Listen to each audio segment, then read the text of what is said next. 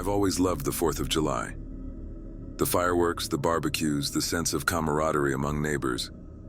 It's the quintessential American holiday.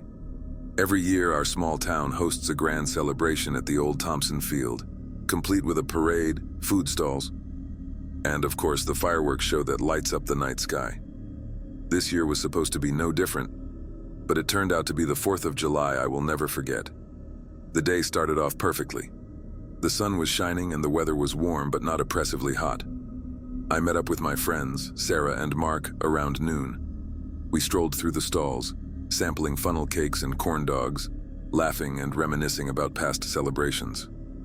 As evening approached, we found a good spot on the field to watch the fireworks, spreading out our blankets and settling in for the show. The first explosion of color lit up the sky around 9 p.m., and the crowd let out a collective ooh and ah. I felt a warm sense of contentment wash over me as I watched the dazzling display. But then, something strange happened. As the next firework burst into the air, the colors seemed to warp and twist, forming eerie shapes that made my stomach churn. I glanced at Sarah and Mark, but they seemed oblivious, their faces illuminated by the flashing lights above. The shapes in the sky grew more disturbing with each explosion. Faces, grotesque and contorted, leered down at us, their eyes hollow and mouths open in silent screams. I rubbed my eyes, convinced I was seeing things, but the horrific images persisted. My heart began to race, and a sense of unease settled over me. "Do you see that?" I whispered to Sarah, my voice trembling. "See what?" she replied, her eyes still fixed on the sky. "The faces in the fireworks, they're not normal." She gave me a puzzled look. "I think you've had too much sun today." I turned to Mark, but he shrugged, seemingly unbothered. "Relax, it's just fireworks." I tried to push the unsettling images out of my mind, focusing instead on the rhythmic booms and crackles. But the sense of dread continued to build, gnawing at me. The fireworks grew more intense, the faces more defined, until it felt like they were reaching out to us, trying to break free from their fiery prison. Then, as a particularly large firework exploded, a deafening roar filled the air. The crowd gasped and fell silent as a thick, dark smoke began to pour from the epicenter of the explosion. It snaked through the sky like a living thing, coiling and twisting with a malevolent intent. Panic surged through me, and I grabbed Sarah and Mark's hands. "We need to go. Now." "What's wrong with you?" Mark snapped, pulling his hand away. "I don't know, but something's not right. We have to leave." Before they could protest further, the smoke began to descend, enveloping the field in a suffocating fog. The temperature dropped sharply, and the once joyous atmosphere turned frigid and foreboding. The murmurs of the crowd turned to screams as people began to choke on the noxious fumes. I tugged at Sarah and Mark, dragging them towards the parking lot. The fog clung to us, making it hard to see more than a few feet ahead. My heart pounded in my chest as we stumbled through the darkness, the screams of the panicked crowd growing fainter behind us. We finally reached the parking lot, gasping for breath. The fog seemed to retreat, staying behind on the field. We watched in horror as the dense smoke swirled and writhed, forming a massive, shadowy figure. It towered over the field, its eyes glowing a sinister red. "What the hell is that?" Sarah whispered, her voice trembling. "I don't know," I replied, my mind racing. "But we need to get out of here." We piled into Mark's car, and he floored the accelerator, speeding away from the field. As we drove through the empty streets, I couldn't shake the feeling that we were being watched. Every shadow seemed to shift and move, taking on a life of its own. "Where are we going?"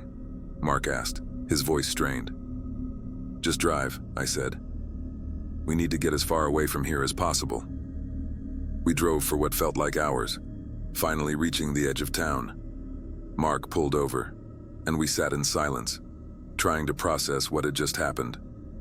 The once festive night had turned into a nightmare, and we had no idea why.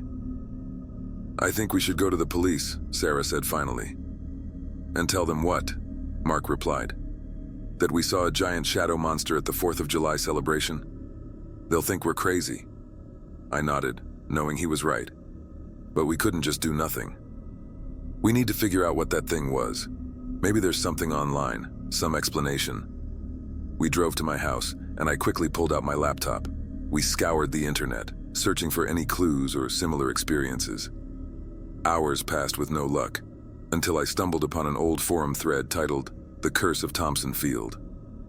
My blood ran cold as I read through the posts. According to the thread, Thompson Field had a dark history. It was built on the site of a tragic fire that had claimed the lives of dozens of people over a century ago. The fire had started during a 4th of July celebration, sparked by a wayward firework.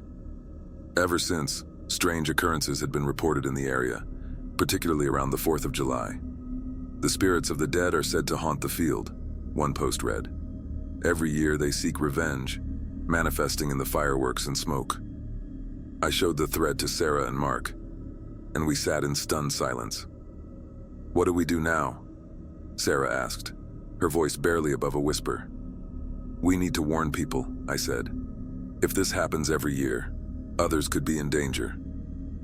We spent the rest of the night drafting a detailed account of what we had seen, posting it on every local forum and social media page we could find. We urged people to stay away from Thompson Field and to avoid the 4th of July celebration. The next morning, our story had gone viral. Local news stations picked it up, and authorities announced an investigation into the events at the field. The town canceled the rest of the festivities, citing public safety concerns.